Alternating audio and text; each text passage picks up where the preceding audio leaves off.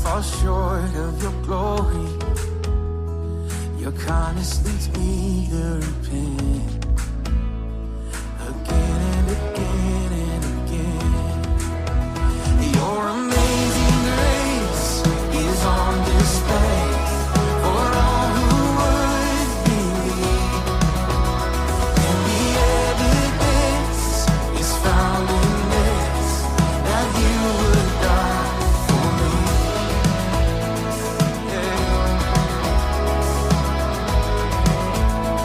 Your grace it flows down. Your grace it flows down for the sinner. I'm grateful 'cause that's who I am. You could save me from my failure. I know you could save all of them. Remind me again and again. Your amazing grace is on display for all who would believe. And the evidence is found in this, that you would die for me, for me, for me.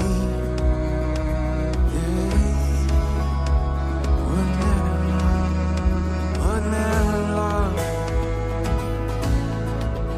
All right, y'all. Amazing grace.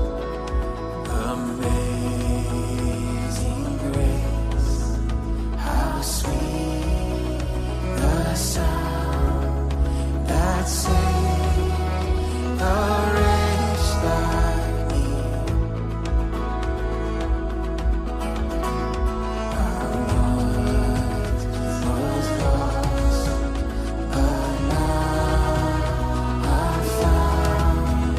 Was blind, but now I see. All right, with everything you got, it's our story. Amazing grace, how sweet the sound that saved a wretch like me.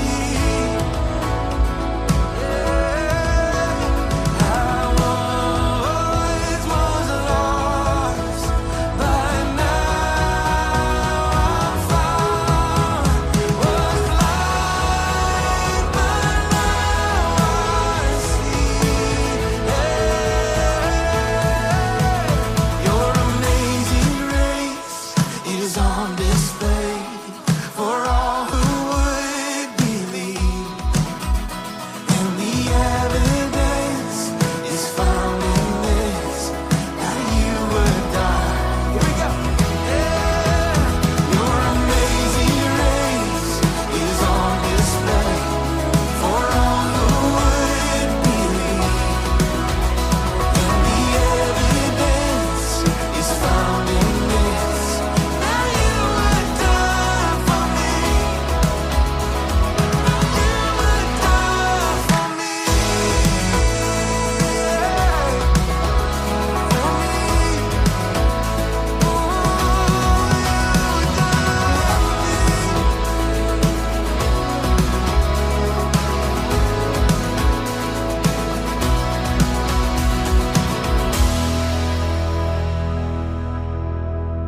Amen. Tayo pong lahat ay tumayo pasamandali at ating pong ideklara ang katotohanan ng salita po ng ating Panginoong Diyos. Basahin po natin ating pong confession of faith at ideklara po natin sa ating mga puso ang katotohanan ito. Basahin po natin ito na sabay-sabay. I believe in God the Father Almighty, Creator of heaven and earth. I believe in Jesus Christ, His only Son, our Lord, who was conceived by the Holy Spirit and born of a Virgin Mary, was crucified, died, and was buried. The third day He rose again from the dead. He ascended to heaven, and is seated at the right hand of God the Father Almighty. From there He will come to judge the living and the dead. I believe in the Holy Spirit, the Holy Universal Church, the communion of saints, the forgiveness of sins, the resurrection of the body, and the life everlasting. I believe that God is a triune God, expressed in three persons, God the Father, God the Son, and God the Holy Spirit. I believe the Holy Scripture is the Word of God. It has the final word in all matters of faith and practice. I believe the Holy Scripture is authoritative, true, without error, providentially preserved, sufficient for salvation and Christian living. Amen. Habang tayo po ay nakatayo, makibukas po tayo sa ating pong teksto. Makibukas po tayo sa ikalawang Timoteo, 2 Timothy chapter 4. Ikalawang Timoteo, 2 Timothy chapter 4, verse 1 to 5. 2 Timothy chapter 4, verse 1 to 5. At basahin po natin ito ng sabay-sabay. Verse 1 to 5, sabay-sabay po natin ito basahin. Mapa-Tagalog man o mapa-English version man ang hawak po nating Biblia. 2 Timothy chapter 4, verse 1 to 5. Nakita na po? Amen. Basahin po natin po ito ng sabay-sabay. Verse 1, in the presence of God and of Christ Jesus, who will judge the living and the dead. And in view of this appearing in His kingdom, I give you this charge. Preach the word. Be prepared in season and out of season. Correct, rebuke, and encourage with great patience and careful instruction. For the time will come when men will not put up with sound doctrine. Instead, to suit their own desires, they will gather around them a great number of teachers to say what their itching ears want to hear. Verse 4, they will turn their ears away from the truth and turn aside to myths. Last verse, but you, keep your head in all situations, endure hardship, do the work of an evangelist, discharge all the duties of your ministry. Tayo pa sa mandaling manalangin.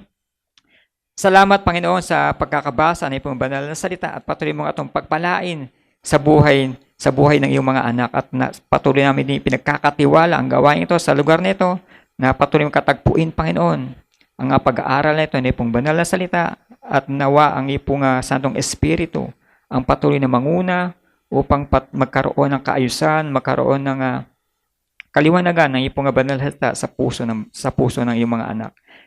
Tanggapin mo, Panginoon, ang pinakamataas na papuri, pagsamba at pasasalamat in Jesus' name. Amen. Amen. Makakaupo na po ang bawat isa. Yung mga updated po sa social media, sa mga nangyari po sa mundo po natin ngayon, talagang sobrang kasamaan na ang nangyayari sa mundo po natin. Sobrang dami ng kaguluhan sa iba't ibang panig ng lugar po natin. Dito po sa Pilipinas, maging sa ibang bansa.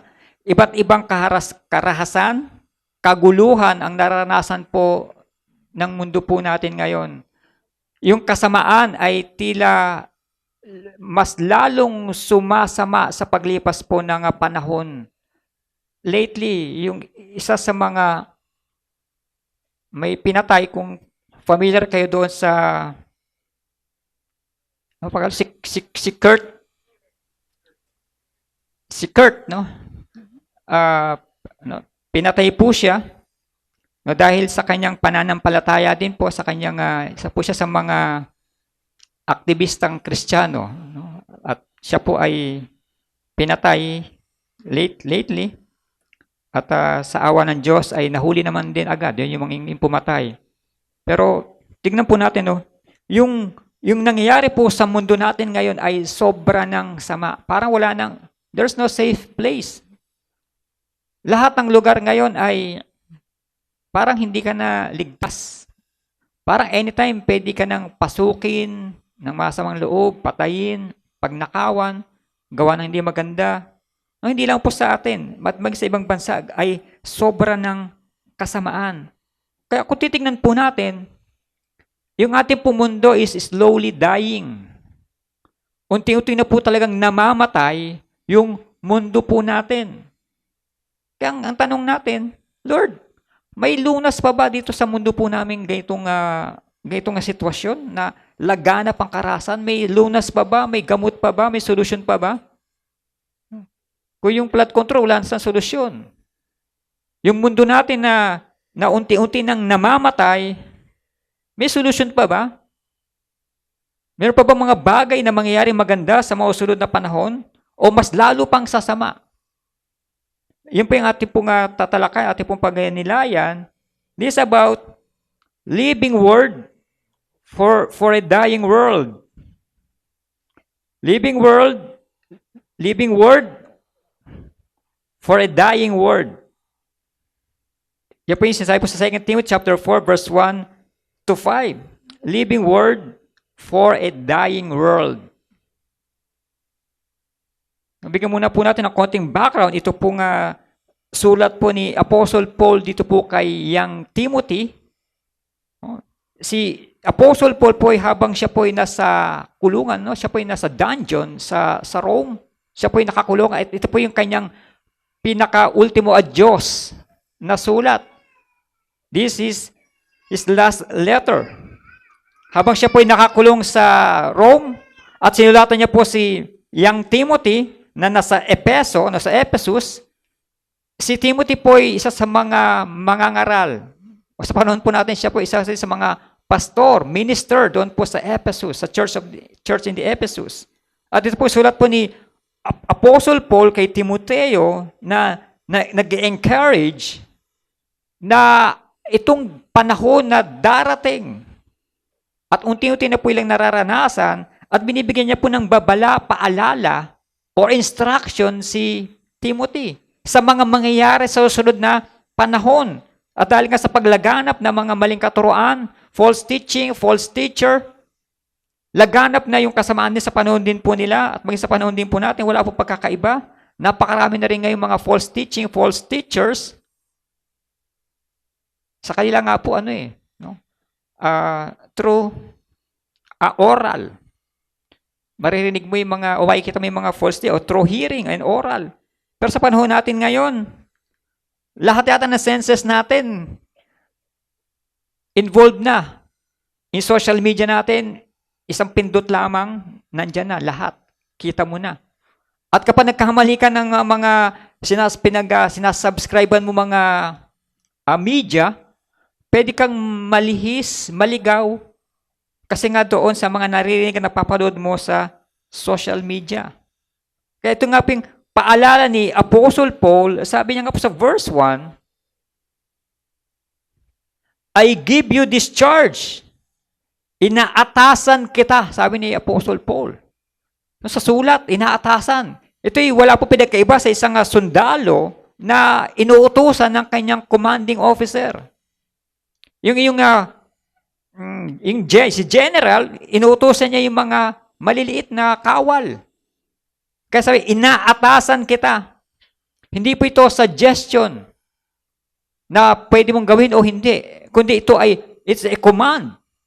Imperative po ito, kaya inaatasan kita, sabi ni Apostle Paul. Dahil nga, alam ni Apostle Paul, yung mangyayari sa hinaharap. At yung panahon natin, mundo po natin na slowly dying talaga, na mamamatay na yung mundo po natin. Para po yung kandila na unti-unting nauupos.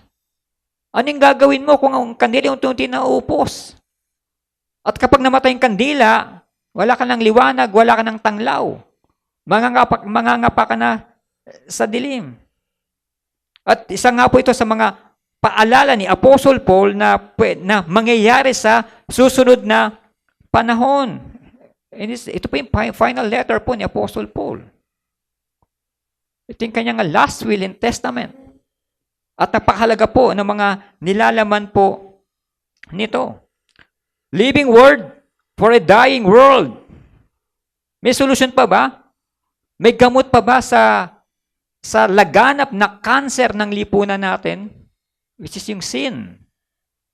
Yun po yung problema po. Isa lang po taga-problema ng mundo po natin. It's not about corruption. It's not about immorality. It's not about anything else. It's about sin. Lahat po yun ay nag-ugat sa kasalanan. Product na lamang po yung corruption, product na lang po yung immorality, product na lang po yung mga crimes na po yan ng kasalanan. No, isa po yung problema po ng mundo po natin, yung kasalanan. Kaya kung ma-address, masusolusyon na yung kasalanan, pwede pa pong mabuhay ang mundo po natin. Tayo rin po, before, tayo po patay na po, no? Patay tayo kasi tayo ay namumuhay sa kasalanan. Patay tayo sa paningin ng Diyos. Hindi lang po tayo dying, kundi we are dead. At salamat na lang, no, sa ating Panginoong Diyos. Kay Kristo na nagbigay ng kanyang buhay para tayo ay bigyan ng panibagong buhay.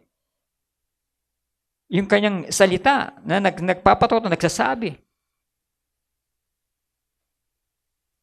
Ano po yung itinuturo po dito ng banal na kasulatan patungkol po dito sa dapat nating gawin? Kung alam mo at sinasabi sa atin na ang ating mundo ay pasama ng pasama at unti-unti nang namamatay. Kailangan bang lagyan ng gasolina yung apoy para mas lalong sumiklab? Kailangan ba lagyan ng uling yung baga para mas lalong mag-apoy, lumakas ang kanyang apoy? Ano yung sinasabi ni Apostle Paul rito na I give you discharge. Inaatasan kita. Ano yung inaatas kay Timothy? Ano yung inaatas ni Apostle Paul kay Timothy? Ano yung kanyang ipinapagawa? Kapag sundalo, sinabi ng kanyang commanding officer na pumunta kayo doon sa Basilan, pumunta kayo doon sa Iraq, at i-rescue nyo yung mga hostages doon. No buts, no ifs, susundin po yun. Kasi sundalo ka. At inaatasan ka ng nakataas sa iyo. At inaatasan po tayo ng ating Panginoong Diyos nitong mga bagay po na ito. Ano po sabi po dito? Una po sabi ng Biblia, proclaim the gospel. Proclaim the gospel. Preach the word, sabi po. Preach the word, sabi sa verse 2. Ito yung unang gawin. Iproklama ang mabuting balita ng kaligtasan. Bakit yun agad? Bakit yun agad yung sinabi ni Apostle Paul? Bakit preach the word agad? Bakit proclaim the gospel agad? Kasi nga yung mundo po natin ay mamamatay na at walang solusyon maliban sa mabuting balita ng kaligtasan, maliban sa salita ng ating Panginoon, maliban sa tunay na salita ng ating Panginoon. Kaya sabi ni Apostle Paul, preach the gospel o preach the word. Bakit preach the word? Kasi nga laganap sa panahon nila yung mga false teaching and false teachers. Which is, iba yung kanilang itinuturo, salungat, taliwas doon sa itinuro ng ating Panginoong Jesucristo. Taliwas sa pinapangaral ng mga alagad. Ano itinuturo nila? Wala na raw muling pagkabuhay. Hindi na kayo mabubuhay pag kayo namatay. There's no resurrection. Kailangan gawin natin yung mga kautusan. 100% wag natin babalin lahat ng mga kautusan ni Moses. Huwag kayong maniwala dyan sa nagsasalita sa kanto. Pinabubulaan nila yung katuruan ni Kristo. Proclaim the gospel. Yung pure word of God. Yung tunay na salita ng ating Panginoong Diyos. Kasi nga merong huwad. Merong fake na tinatawag na nangangaral for their own benefit. At sa panahon din po natin ngayon, laganap po yan. Na nangangaral para sa kanyang benepisyo. May mga hidden agenda. Hindi pinapangaral yung tunay na mabuting balita ng kaligtasan. Preach the word o proclaim the gospel. Ano na po yung proclamation ng gospel po ngayon? Quote unquote.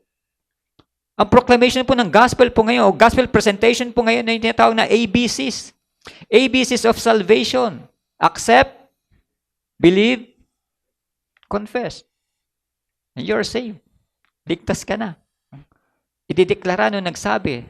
Idideklara nung nangaral na ligtas ka na.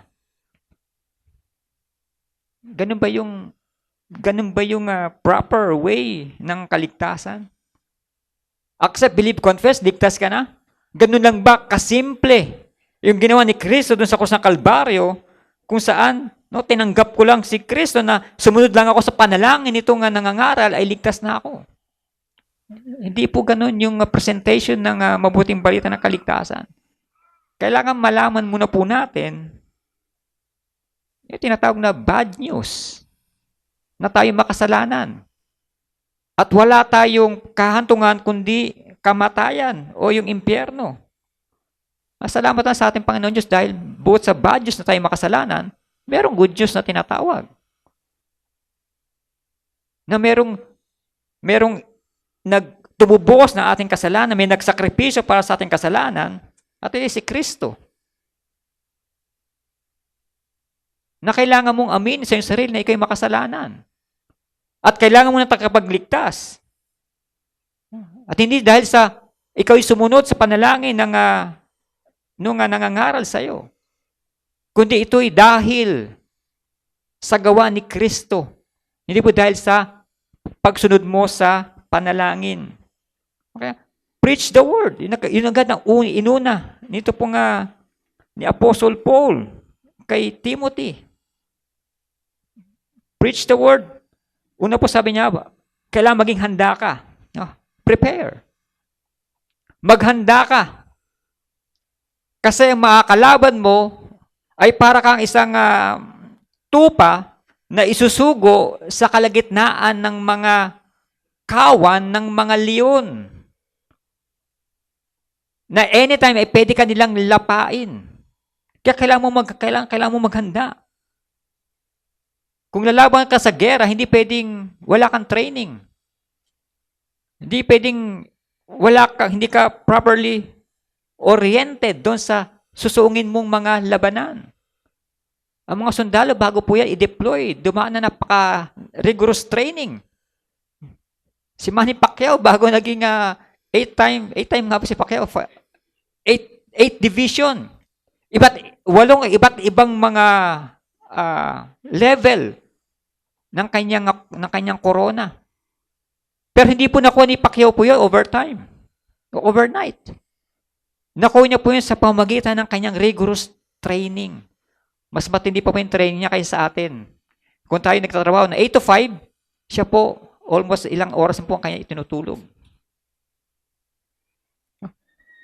Maging handa po na maghanda po. Sabi ni Apostle Paul dito po kay young Timothy, dahil si Timothy sinasabi ng mga tao na napakabata mo pa para mangaral. Sino ka para pagsabihan kami na kami mga matatanda na?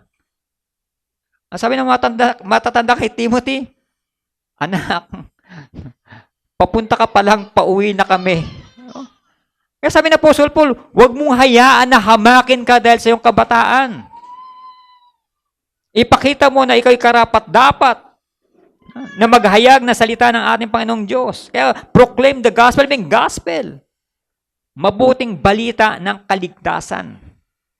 Ito yung salita ng Diyos na nagliligtas. Pangalawa, hindi lang po maghanda. Sabi niya, reprove. Pagsabihan. Ano pagsabihan? O sino kanyang dapat sabihan? Pagsabihin niya, itong mga tao, itong mga mananampalataya na namumuhay ng tila bagang hindi mananampalataya. Yung mga quote-unquote, mga Christian daw. Sa panahon natin yan, napakarami ngayon yan. Sabi niya, Kristiyano din ako. Mananampalataya din ako. Born again din ako. Pero hindi nakikita sa kanilang mga gawa. Sabi ng Apostle Paul, sabi ng Biblia, pagsabihan mo sila. Pagsabihan mo yung mga taong ito. Kaya sa panahon natin, kapag pinagsabihan mo yung kapatiran sa kanyang maling ginagawa, ano yung balik doon sa nagsabi? Magagalit, magtatampo, hindi na mag-church. Yun po yung nakakalungkot. Magalak po tayo o wag po tayong magalit, bagkus matuwa po tayo kung sinasabi ng kapatiran na mali yung ginagawa natin. Mapalad tayo dahil mayroon nagsasabi sa atin ng ating mga kasalanan, ng ating mga ginagawang hindi maganda, magpasalamat po tayo sa Diyos. Dahil concern ang kapatirang ito, concern siya sa ating buhay, concern po siya sa ating spiritual na buhay. Kaya huwag po tayong magagalit. Although, masakit po talagang pagsabihan. Masakit po talaga yung tinatawag na i-correct. Di ba po tayo masaktan? Di ba po tayong matouch yung ating damdamin, yung ating pride, yung ating ego. Basta marinig lang po natin yung katotohanan. At hindi tayo humantong sa kapahamakan, no? Reprove. When was the last time na may pinagsabihan kang kapatiran na alam mong mali ang kanyang ginagawa? When was the last time? O inaagrihan natin yung ginagawa niyang kasalanan? Yun po yung problema natin. Kung inaagrihan pa natin yung kanyang ginagawa, ay sis, okay lang yan, maganda yan. Kailan naging magandang gumawa ng kasalanan? Huwag po natin i-compromise yung faith po natin dahil lamang na sila ay kaibigan natin, kamag-anak natin, kapatiran natin. Huwag po natin i-compromise yung faith po natin. At kung nakikita at alam po natin na mali ang kanyang ginagawa, reprove. Pagsabihan po natin. And I'm sure, darating panahon na mauunawaan din po nila yan. No? And rebuke. Pagsaway. Kasama po yun sa proclamation ng gospel. Yung preach the word. Rebuke yung pagsaway. And even Peter, sabi po yun, nirebuke ni Apostle Paul on the spot si Pedro dahil si Pedro ay isang mananampalataya pero siya po ay namumuhay o nakikisama doon sa mga hindi din mananampalataya. Kaya nung nakita siya ni Apostle Paul, nirebuke siya. Bakit yung ginagawa ng mga hindi mananampalataya ay ginagawa mo din? On the spot, nirebuke po siya. No? At sinasaway. Kaya wag po natin mamasamain. Kung tayo po'y sinasaway o nire-rebuke ng mga kapatiran. Dahil pagpapakita at pagpapatunay na tayo po'y mahal nila. Hindi po nila ito ginagawa para tayo ay ipahiya, para tayo maliitin, kundi ito'y tanda ng pagmamahal nila po sa atin. Ito is a form of correction na tinatawag. Itinutuwid po nila tayo. Kaya nila tayo sinasaway, pinagsasabihan, kasi gusto nilang maitama po tayo. Kung tama ang ginagawa natin, hindi tayo kailangan sawayin, hindi tayo kailangan pagsabihan, kasi tama ka, di ba? Kaya tayo pinagsasabihan, kaya tayo sinasaway, kasi nga mali o kasalanan ang ginagawa po natin. Kasi ito yung sabi ni Apostle Paul dito kay young Timothy, I give you discharge. Gawin mo yung mga bagay na ito. Maghanda ka. Para alam mo ang isasagot mo sa lahat ng katanungan. In season and out of season, sabi po dito. In season and out of season. Wala itong pinipiling panahon. Ang ibig sabihin, ay, sa ako na i-correct si sister o sa ako na i-correct si brother pag may time. Hindi po yun. Kapag nakita at nalaman mo agad niya, meron siyang kasalanan ginagawa at namumuhay na siya rito, no? I give you discharge. Gawin mo na agad ito. Pero mag-iingat po tayo. Bago natin gawin, kaya sabi ni Apostle Paul, be prepared. Baka mamaya, kapag pinagsabihan mo yung isang tao, ibalik sa'yo. Ikaw din, di ba? Diba? Pares lang naman tayo. Yan ang problema po natin. Gusto nating alisin yung puwing sa mata ng ating mga kapatiran, pero meron palang troso na nakabara sa ating mga mata na dapat muna nating alisin. I-check muna natin ating sarili na ako ba yung magsasalita para sa kanya, babalik din naman sa akin yung sasabihin ko sa kanya. Mas nakakahiya po tayo kapag gano'n. Kaya, maging handa po tayo, sabi mo na. Yung natanggap nating mabuting balita ng kaligtasan ay naisa sa pamuhay po natin. Para kung dumating man yung panahon na meron tayong sasawi, meron tayong pagsasabihan, hindi ito babalik sa atin. Hindi po ito parang boomerang lamang na babalik sa atin. Walang maipipintas sa atin. Hindi ka mapipintasan. Kasi namumuhay ka, ipinamumuhay mo yung kaligtasan na natanggap mo galing sa ating Panginoong Hesukristo. Kaya proclaim the gospel. Ipamuhay mo yung mabuting balita na kaligtasan, ipamuhay mo na ikaw ay ligtas. Hindi ka dapat namumuhay na kagaya ng mga unbelievers o ng mga pagano.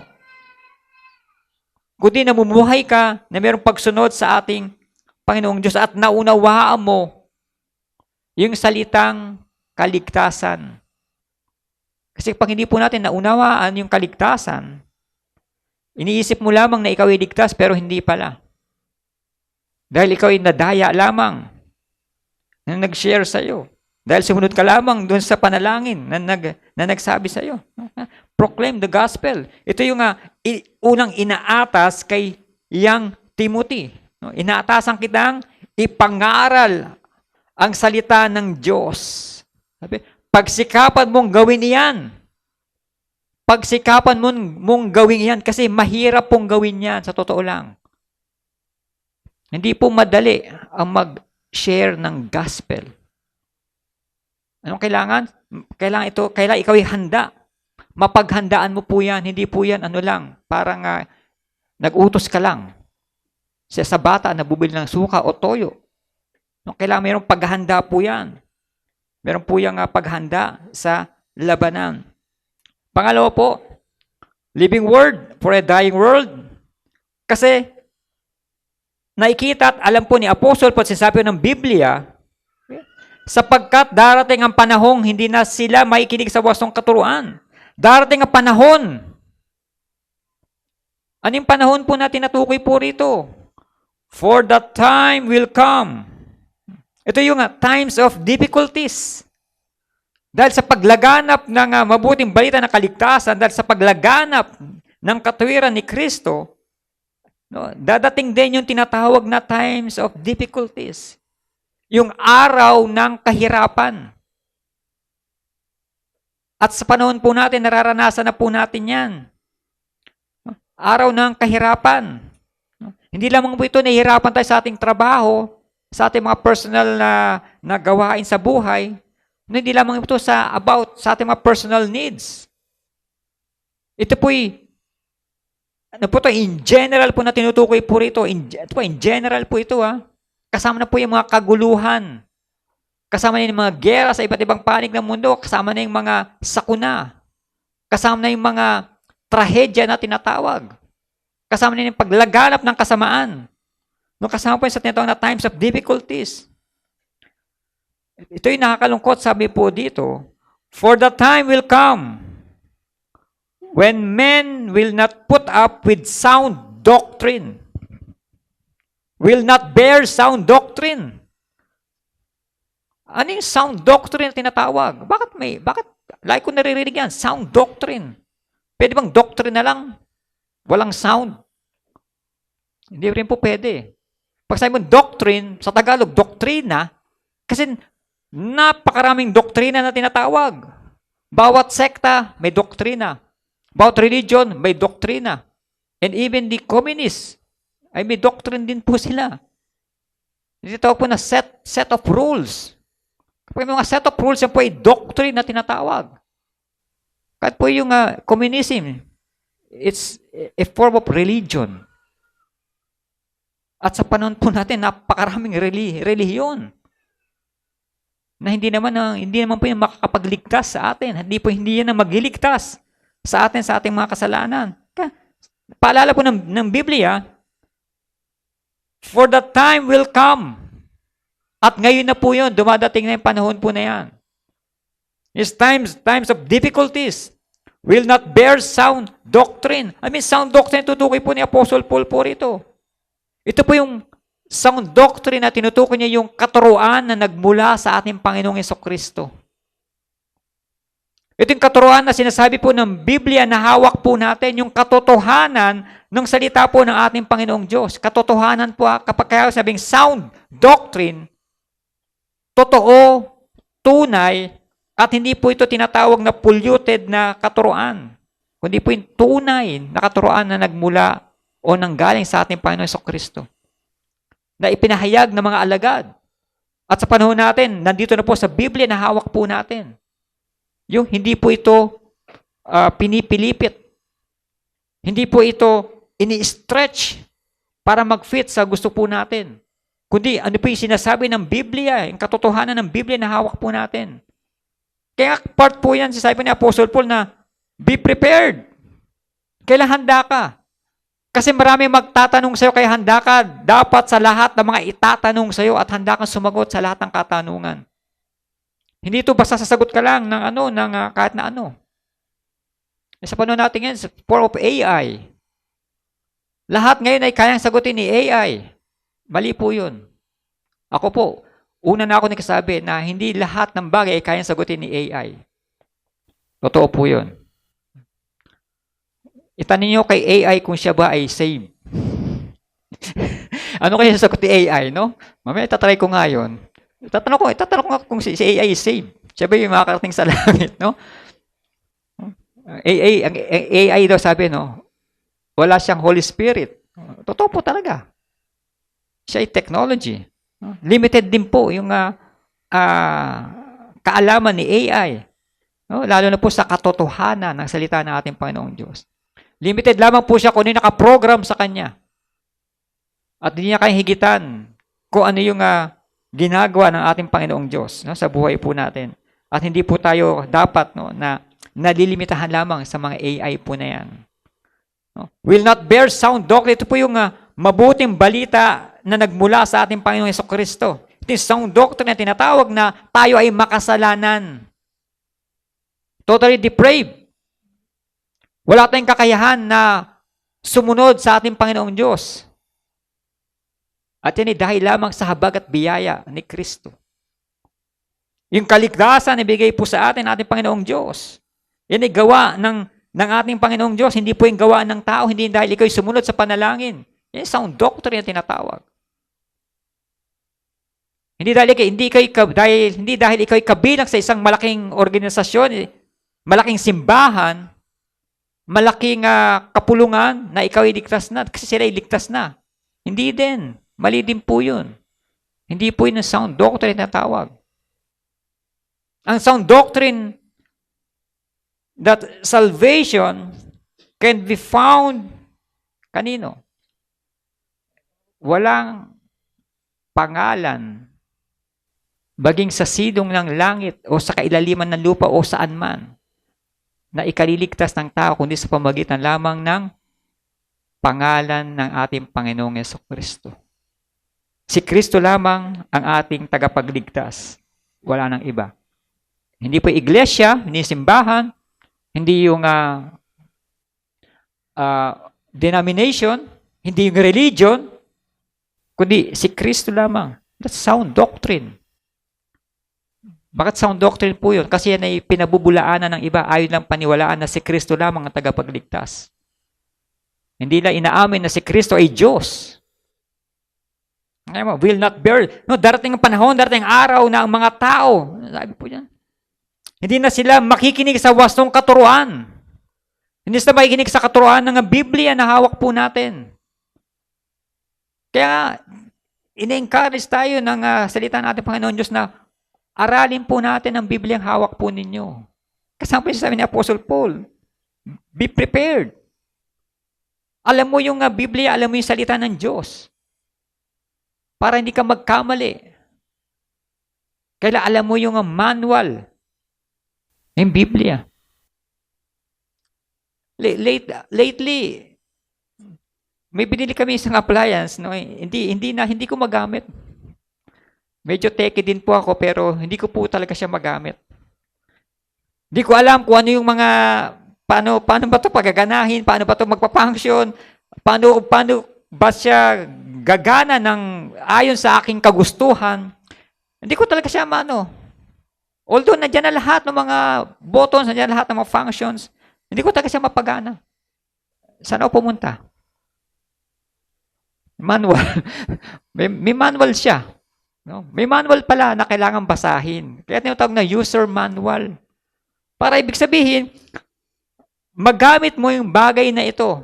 Hindi ka magkamali, hindi ka maligaw, kundi magamit mo ng tama at wasto at ayos. Hindi ko ano pinagpipindot mo na mali naman pala, baka makasira lang.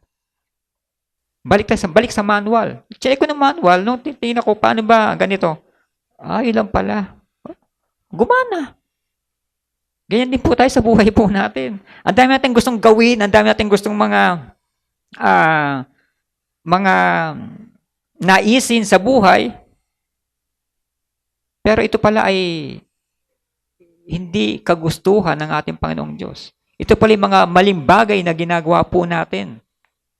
Kaya kailangan natin bumalik sa manual, balik sa Biblia. Ano ba yung sinasabi ng Biblia patungkol sa ginagawa natin na yan? Do what they want.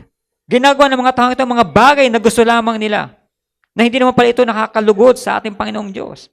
At kailangan natin bumalik sa manual, bumalik sa Biblia, para malaman po natin kung ano yung tama at dapat po nating gawin. Hindi kung ano yung gusto mo lamang gawin. Meron po tayong manual for life. Meron po tayong Biblia na hawak na nandyan po lagi. Na kapag mali yung ginagawa natin, balik lamang po tayo sa manual. Check po natin kung ano dapat na gawin po natin. Para maging maayos po yung ating buhay. Maging maayos po tayo sa harapan ng ating Panginoon. Maayos po yung lahat ng ating mga ginagawa. No? Ito, do what they want. Instead, to suit their own desires. They will gather around them a great number of teachers. Diba? To say what their itching ears want to hear. Diba? To say what their itching ears want to hear. No? Do what they want. Ang gagawin daw po nila sa pagdating ng panahon, dahil nga ayaw na nilang makapakinig ng sound doctrine, ayaw na nila yan. Kapag pinag-usapan na yung about sin, about immorality, about my ego, about my personal holiness na tinatawag, ayaw na nila yan. Kasi ang gusto nila, kung anong gusto lamang nilang marinig. Anong gagawin nila? Maghahanap sila ng mga tagapagturo, nakikiliti sa kailang mga tenga, na magsasabi kung ano yung mga gusto nilang marinig. Nakapakinig na po ba ng ganun? Na pumunta ka sa isang kapulungan, pag upo mo doon, naka-mindset ka na, ito ang gusto kong mapakinggan. Kailangan mapasaya ako nitong magsasalita na to. Kailangan ma-entertain ako nung nagsasalitang ito. Kailangan maging masaya ako sa oras na ito. Kailangan paglabas ko ng lugar na ito, refreshed ako. Comfortable ako. Tandaan po natin, wala po tayo sa KTV bar. Wala po tayo sa Alan Kay? Comedy bar. Ang sabi ko kay KTV bar. Wala po tayo sa comedy bar na i-entertainin po tayo ng tagapagsalita. Tayo po ay nasa iglesia, nasa loob po tayo ng pag-aaral ng salita po ng ating Panginoong Diyos na dapat po marinig natin ang dapat nating marinig, hindi gusto nating marinig lamang. O yung ayaw nating marinig. Sa totoo lamang po, kapag tayo nasa iglesia, ang maririnig po natin, yung mga ayaw po nating marinig, na magtatama sa atin, magkukorek po sa atin. Hindi po ako tumayo po ito para i-entertain po kayo. Sa totoo lamang po. Hindi po ako narito para lamang kayo ay pasayahin. Narito po ako para sabihin sa inyong katotohanan na tayo'y makasalanan. Ng tao ang patutunguhan ay impyerno dahil sa kanyang kasalanan. Kaya po, uulit-ulitin ko po yan sa bawat sa po sa atin. Hindi po magkasawang sabihin po sa atin yan kasi yun po yung purpose ko po dito. Ito po yung charge na ibinigay po sa akin ng ating Panginoong Diyos. Nasabihin sa inyong katotohanan na tayo makasalanan. Na kailangan natin ng Diyos. Kailangan natin tagapagligtas. sa pamagitan ng ating Panginoong Jesucristo. At hindi po na tumayo po ito para lamang kayo pasayahin o patawanin o entertain po ang bawat isa po. Hindi po. Hindi po ito place for entertainment. It's a place for worship. Kaya kapag ang purpose po natin ay yung gusto lamang po nating marinig para lang tayo i-entertain, pasayahin, this is not the right place. Sa ano po yun? Sa comedy bar po yun. Hindi po dito po yun. Hindi po dito sa tahanan ng Diyos. And listen with itching ears. Sabi po, they will turn their ears away from the truth and turn aside to myths. Sa verse 4. Sabi po ni Apostle Paul, nakakalungkot. Hindi na sila makikinig sa katotohanan, sa halip ay ibabaling ang kailang pansin sa mga alamat. Hindi na sila makikinig sa katotohanan. Nakakatakot po yun. Alam nila yung katotohanan pero ayaw nilang pakinggan. Tatakpan nila kailang mga mata, tatakpan nila kailang mga tenga, at imamindset na kailang mga sarili na pakikinggan ko lamang ay yung malamig sa aking pandinig. Yung magpapa-uplift ng aking emotion. Yung magsasabi sa akin ng kailangan happy ka lang. Dapat healthy ka lang. Naalala ko tuloy yung 3H. Listen with itching ears. Kapag nakapakinig ka na ng katotohanan, no? Sabi, with itching ears, nangangatin yung tenga mo. Parang ayaw mo nang pakinggan. Parang gusto mo nang umalis. Parang gusto mo nang umuwi. Kasi hindi mo na matake yung mga naririnig mo. Matuwa po tayo kasi meron pa po tayong pakiramdam. Buhay pa po tayo. Nararamdaman pa po natin yung salita ng ating Panginoong Diyos. Nararamdaman pa po natin yung kasalanan na ginagawa po natin. No, kaya po tayo, may tinatawag na itching ears. Nasisabi po ni Apostle Paul. Hindi na sila makikinig sa katotohanan. Yung pinakakalungkot. Kung sinasabi natin tayo mananampalataya, tayo mga born again, na born again na tinatawag, ang yayakapin po natin ay yung katotohanan ng salita ng Diyos. At kamumuhian po natin ang kasinungalingan o yung kasalanan na tinatawag. Mamumuhay po tayo sa kabanalan. Mamumuhay po tayo na mayroong pagsunod sa ating Panginoong Diyos. Kasi ito na yung panahon kung saan laganap na po ang kasamaan. Kaya huwag na po natin hayaan na tayo mapabilang sa mga masamang taong ito. Huwag natin hayaan tayo po ay mapasama sa kailang mga gawain. Kaya pinapalalahanan po tayo lagi ng banal na kasulatan. Pinapalalahanan tayo lagi ng ating Panginoong Diyos. That this day is evil. At wala na pong patutunguhan ang mundo po natin. Hindi na po aayos ang mundo po natin. Okay, ano yung sagot? Ang sagot po yung buhay na salita ng ating Panginoong Diyos. Dito po sa namamatay ng mundo po natin. Wala pong sagot sa mundo pong ito, kundi ang salita po ng ating Panginoong Diyos.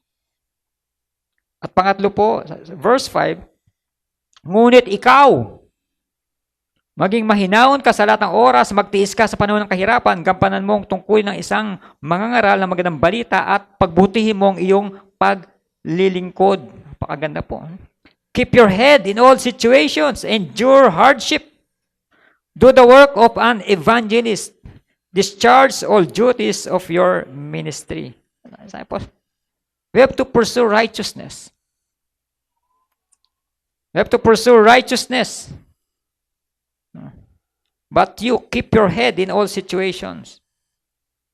Sabi sa Tagalog, maging mahinahon ka sa lahat ng oras. Magtiis ka sa panahon ng kahirapan. No?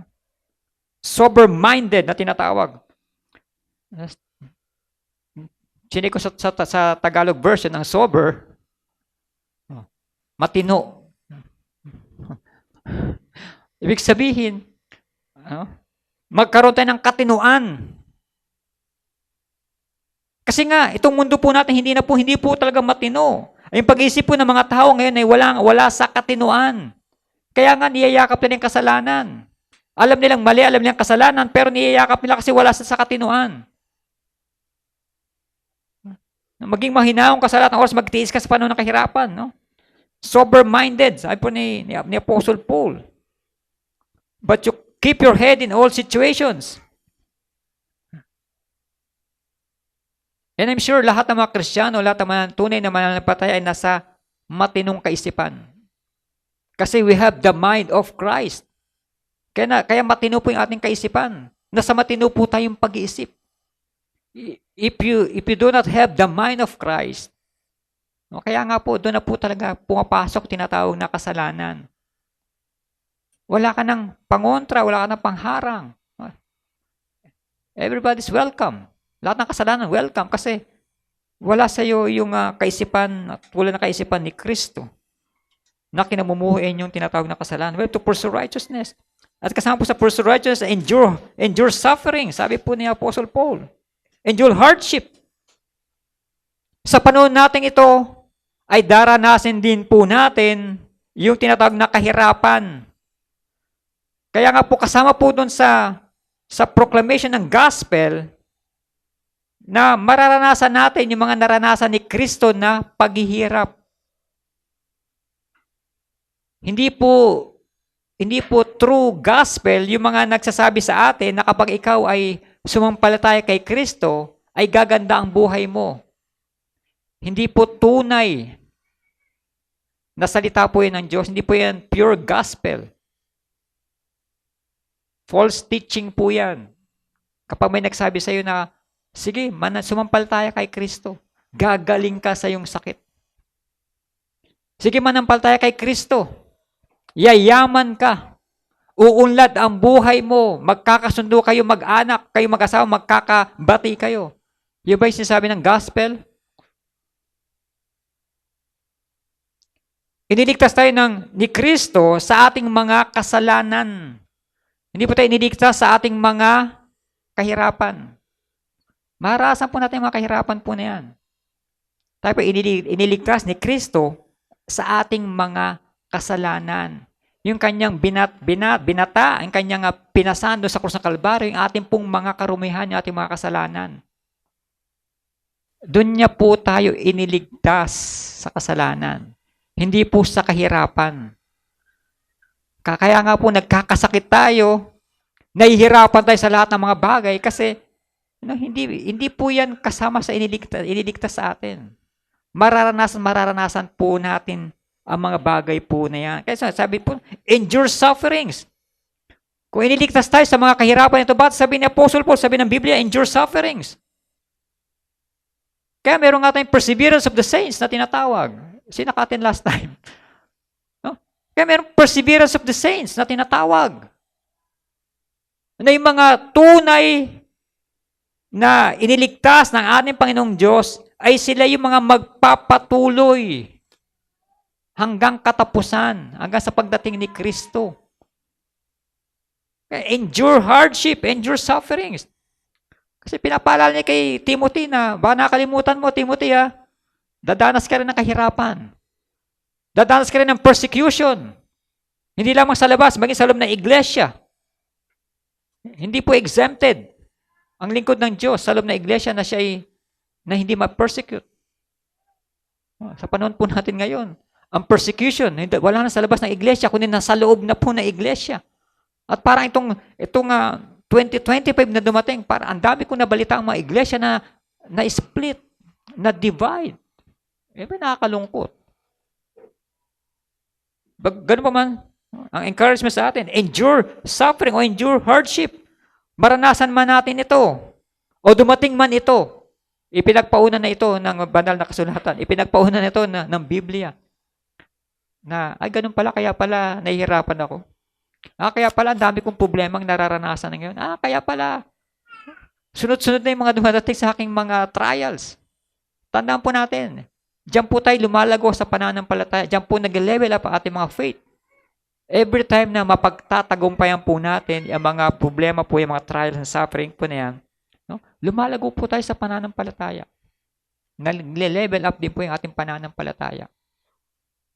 Ang barko po, hindi po siya dinesign doon po sa pangpang.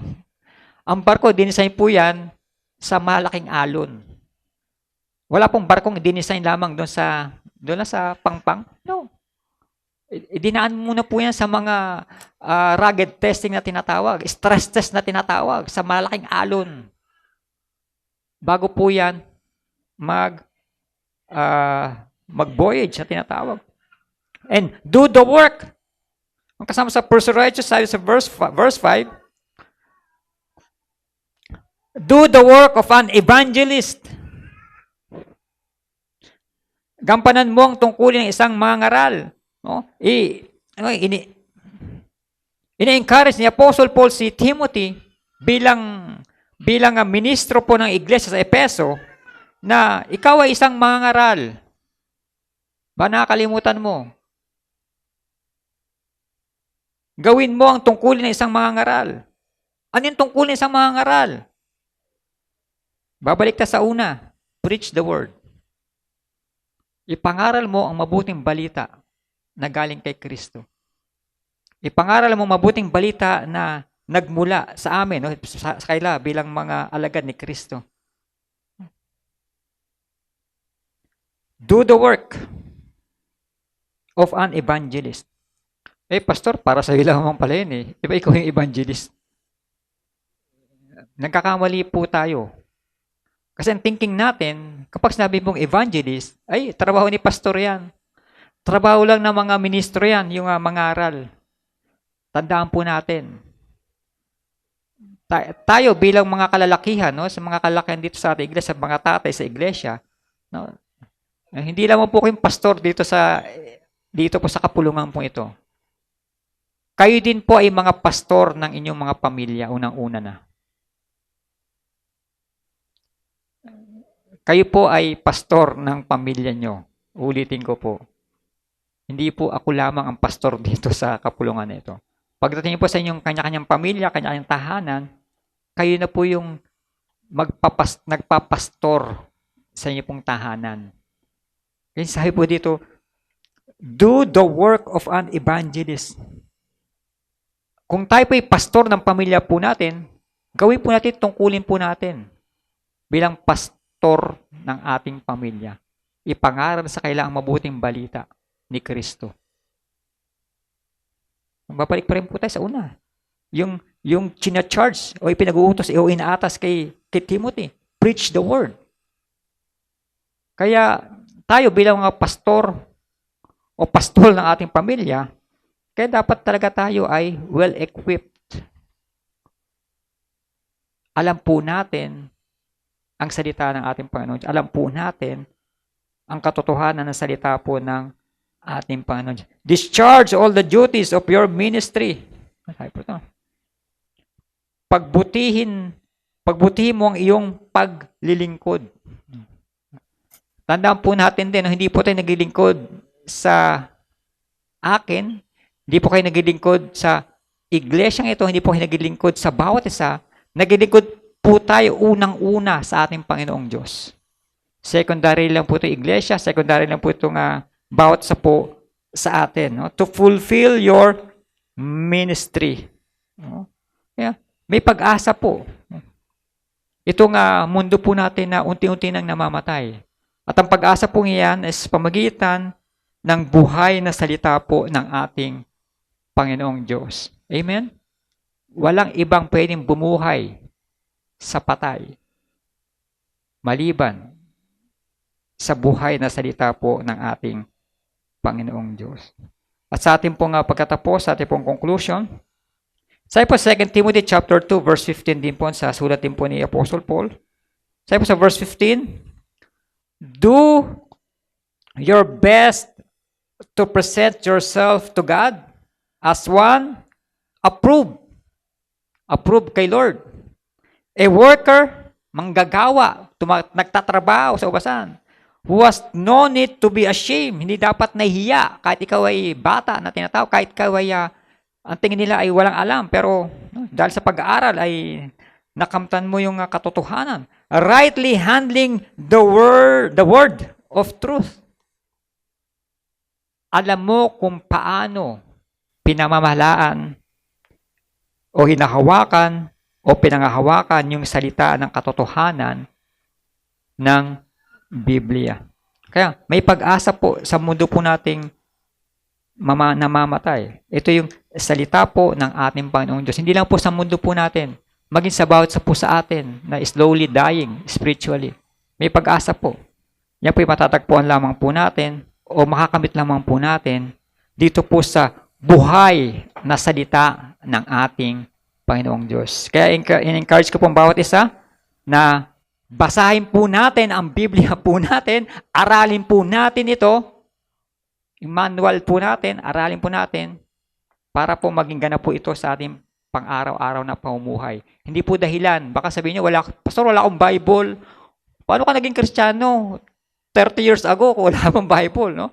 Kung meron man dito sa kapulungan na wala pong Biblia, ay approach lang po isa sa mga leaders at pwede po namin kayong pagkalooban ng Biblia para meron po kayong nagagamit na babasa. Okay, tayo po'y pasamadaling manalangin, tayo po'y tumayo. I-close ko na po sa panalangin ito pong ating pong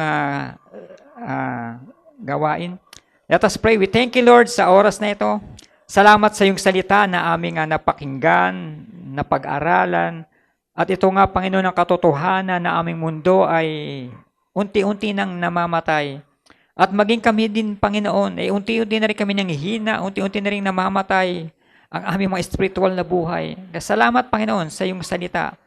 Ang iyong buhay na salita na aming nararanasan, maging sa mga oras na ito, Panginoon, na ang salita mong ito ang patuloy na bumubuhay sa aming mga nanghihinang espiritualidad.